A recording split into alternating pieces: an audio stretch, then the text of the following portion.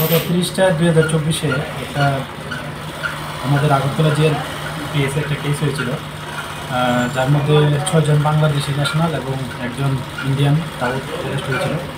তো আমরা যথারীতি তাদেরকে মানে আইনি পদ্ধতি মেনে কোর্টে পাঠাই এবং তাদেরকে ইন্টারোগেশন করা হয়। ওই ইন্টারোগেশনে অনেকের নামই বেরিয়ে আসছে, যার মধ্যে গতকালকে আমরা 2 জনকে অ্যারেস্ট করেছি এদের মধ্যে।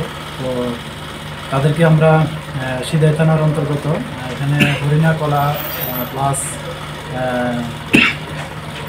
একটা জায়গা আছে, ওইটার পাশেই দ্বীপের পাশেই তাদের বাড়ি, বর্ডার ফেন্সিংয়ের পাশেই। তো আমরা সিদাই পিএসের সহযোগিতা নিয়ে 2 জনকে অ্যারেস্ট করেছি এবং এদের একজনের নাম হলো গৌতম সরকার, একজন হলো বাপন বন্ধু। তারা ওই মানব পাচারের সঙ্গে যুক্ত আছে এবং আরও তারা এমন অনেক ব্লেম ছিল তাদের জিনিসটা, তারা আরও অনেক আগে থেকে এটার সঙ্গে জড়িত। যাই হোক, আমরা আজকে তাদেরকে মহামান্য আদালতে পুলিশ রিমান্ড চেয়ে পাঠাবো এবং এখনও তাদেরকে দফায় দফায় ইন্টারোগেশন চলছে।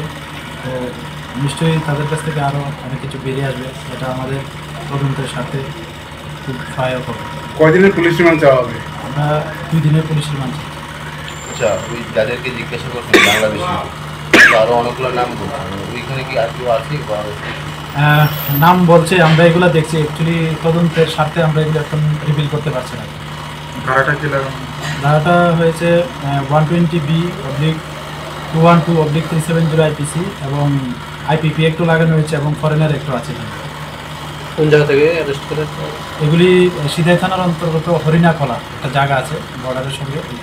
বাড়ি থেকে না? সে কি আর কোনো সে কোথায় বেসিক্যালি কোথায় পাচার করতো? সে এখন পর্যন্ত যা জানা গেছে, সে শুধু ওই বর্ডার ক্রসিংয়ে সহায়তা করতো, এতটুকু পর্যন্ত আর কি। বাকি আমরা আরও ইন্টারোগেশনে আরও আসবে, আশা করছি। ইন্টারোগেশন চলছে।